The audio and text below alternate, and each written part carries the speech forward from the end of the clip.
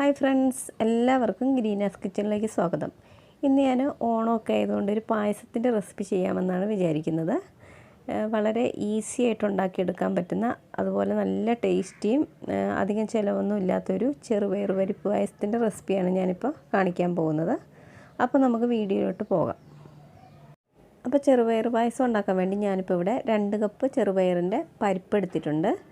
നമ്മൾ ആ പയറിൻ്റെ മേൽഭാഗത്തുള്ള green colour തോടൊക്കെ കളഞ്ഞിട്ട് അതിൻ്റെ ഉള്ളിലെ പരിപ്പാണ് എടുത്തിരിക്കുന്നത്. കടകളിലൊക്കെ അവൈലബിൾ ആണ്. പിന്നെ ഇതിപ്പോൾ നമുക്ക് കഴുകിയെടുക്കേണ്ട ആവശ്യമില്ല, വറുത്തതിന് ശേഷം കഴുകിയെടുത്താൽ മതി. ഇനി നമുക്കിതിലേക്ക് വേണ്ടത് ശർക്കരയാണ്. ഞാനിപ്പോൾ ഇവിടെ 2 കപ്പ് ചെറുപയറിൻ്റെ പരിപ്പ് എടുത്തപ്പോൾ 2 കപ്പ് ശർക്കരയാണ് എടുത്തിരിക്കുന്നത്. ഇനി നമുക്ക് മധുരം വേണമെന്നുണ്ടെങ്കിൽ ഇതിലേക്ക് ആ സമയത്ത് നോക്കിയിട്ട് പഞ്ചസാര ചേർത്ത് കൊടുത്താൽ മതി.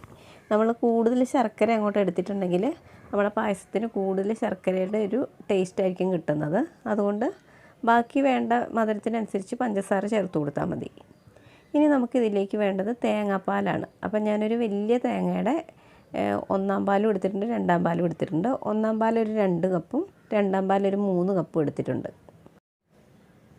ഇനി ഞാനിതിലേക്ക് 1 ടീസ്പൂൺ ചെറിയ ജീരകത്തിൻ്റെ പൊടിയും അതുപോലെ തന്നെ 1 ടീസ്പൂൺ ഏലക്കാപ്പൊടി, പിന്നെ ഒരു 3/4 ടീസ്പൂണോളം ചുക്കുപൊടിയും കൂടെ എടുത്തിട്ടുണ്ട്. അപ്പോൾ ഈ പൊടികളൊക്കെ നിങ്ങളുടെ ടേസ്റ്റിനനുസരിച്ച് വ്യത്യാസപ്പെടുത്താവുന്നതാണ്. പിന്നെ വേണ്ടത് ഒരു 1/4 കപ്പോളം തേങ്ങാക്കൊത്താണ്. അതുപോലെ തന്നെ കുറച്ച് കാഷ്യൂനട്ടും കൂടെ എടുത്തിട്ടുണ്ട്. ഇത് നമുക്ക് അവസാനം പായസത്തിൽ വറുത്ത് ചേർക്കാൻ വേണ്ടിയിട്ടാണ്. അപ്പോൾ നമുക്ക് ആദ്യം ഈ ചെറുപയറിൻ്റെ പരിപ്പൊന്ന് വറുത്തെടുക്കണം. അപ്പോൾ നമുക്ക് ചെറുപയറിൻ്റെ പരിപ്പ് ഇതിലേക്ക് ഇട്ട് കൊടുക്കാം. ഇതിന് നമുക്ക് നന്നായിട്ടൊന്ന് വറുത്തെടുക്കാം. ഒരു ലൈറ്റ് ബ്രൗൺ ആവുന്നവരെ നമുക്കിത് വറുത്തെടുത്താൽ മതി.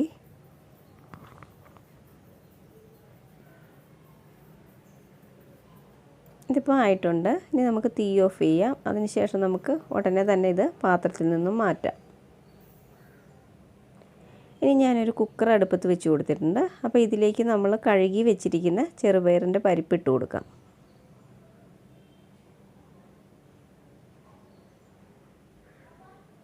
ഇനി നമുക്കിതിലേക്ക് വെള്ളം ഒഴിച്ചു കൊടുക്കണം. അപ്പോൾ നമ്മൾ പരിപ്പ് എടുത്തിരിക്കുന്ന അതേ കപ്പിൽ തന്നെ ഒരു 5.5 കപ്പ് വെള്ളം ഇതിലേക്ക് ഒഴിച്ചു കൊടുക്കാം. അതായത് 1 കപ്പ് പരിപ്പിന് ഒരു 2.25 കപ്പോളം വെള്ളം ഒഴിച്ചു കൊടുക്കാം.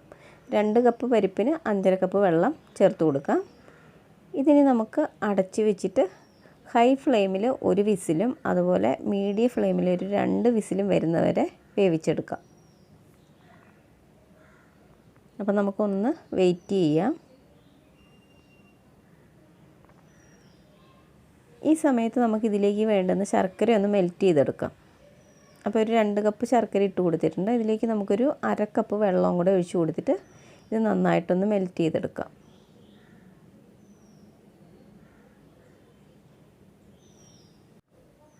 ഇപ്പോൾ നമ്മുടെ ശർക്കരയൊക്കെ അത്യാവശ്യം ഒന്ന് മെൽറ്റായി വന്നിട്ടുണ്ട്. ഇതിന് നമുക്കൊന്ന് അരിച്ചെടുക്കണം. ഇതിൽ അത്യാവശ്യം അഴുക്കൊക്കെ ഉണ്ടാവും. അപ്പോൾ ഇതൊന്ന് അരിച്ചെടുക്കണം. ഇനി നമുക്ക് തീ ഓഫ് ചെയ്യാം. അതിനുശേഷം ഇത് വേറൊരു പാത്രത്തിലേക്ക് അരിച്ചെടുക്കാം. ഇപ്പോൾ നമ്മുടെ കുക്കറിൻ്റെ ആവിയൊക്കെ പോയിട്ടുണ്ട്. നമുക്കിതൊന്ന് ഓപ്പൺ ചെയ്ത് നോക്കാം.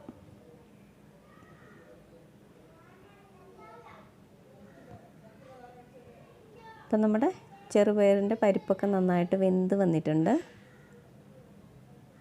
കണ്ടില്ലേ, നല്ല കറക്റ്റ് പാകത്തിൽ വെന്ത് കിട്ടിയിട്ടുണ്ട്. ഇനി നമുക്ക് തീ ഒന്ന് ഓൺ ചെയ്ത് കൊടുക്കാം. ഇതൊന്ന് തിളച്ച് വരുമ്പോഴേക്കും ഇതിലേക്ക് നമുക്ക് ശർക്കരപ്പാനി ഒഴിച്ചു കൊടുക്കാം.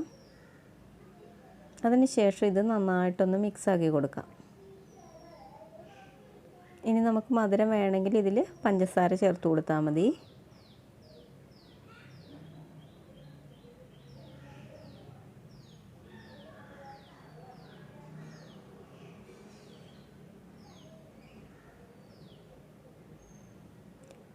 ഇനി നമുക്കിതിലേക്ക് തേങ്ങയുടെ 2-ാം പാൽ ഒഴിച്ചു കൊടുക്കാം.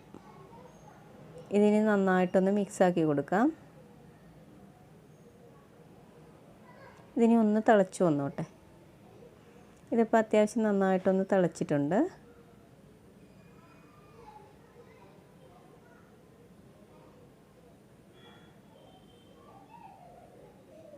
ഇനി നമുക്കിതിലേക്ക് നമ്മൾ എടുത്ത് വെച്ചിരിക്കുന്ന പൊടികളൊക്കെ ചേർത്ത് കൊടുക്കാം.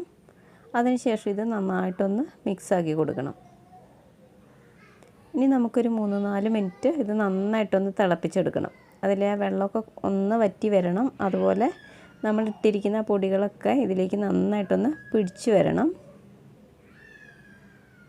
ഇനി നമുക്കിതിലേക്കൊരു 1/2 ടീസ്പൂൺ ഉപ്പും കൂടെ ചേർത്ത് കൊടുക്കാം. ആ മധുരം ഒന്ന് ബാലൻസ് ചെയ്യാൻ വേണ്ടിയിട്ട് ഉപ്പ് ചേർത്ത് കൊടുക്കുന്നത്.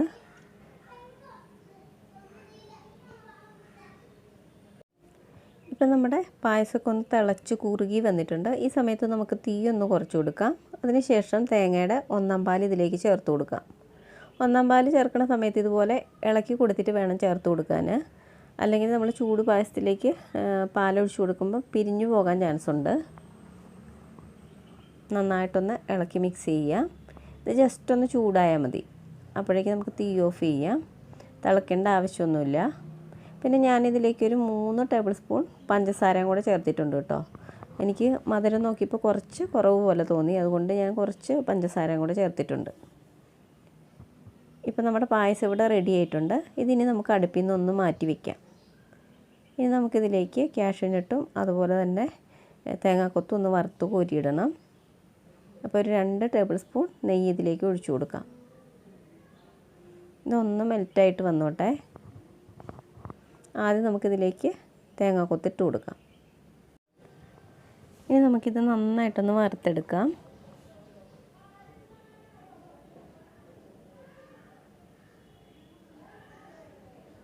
ഇപ്പോൾ നമ്മൾ തേങ്ങാക്കൊത്തൊക്കെ റെഡി ആയിട്ടുണ്ട്. ഇത് നമുക്കൊരു പാത്രത്തിലേക്ക് മാറ്റാം.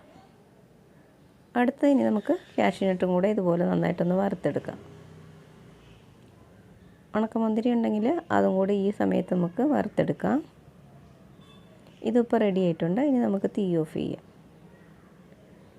ഇനി നമുക്ക് കാഷ്യൂനട്ട് പായസത്തിലേക്ക് ഇട്ട് കൊടുക്കാം.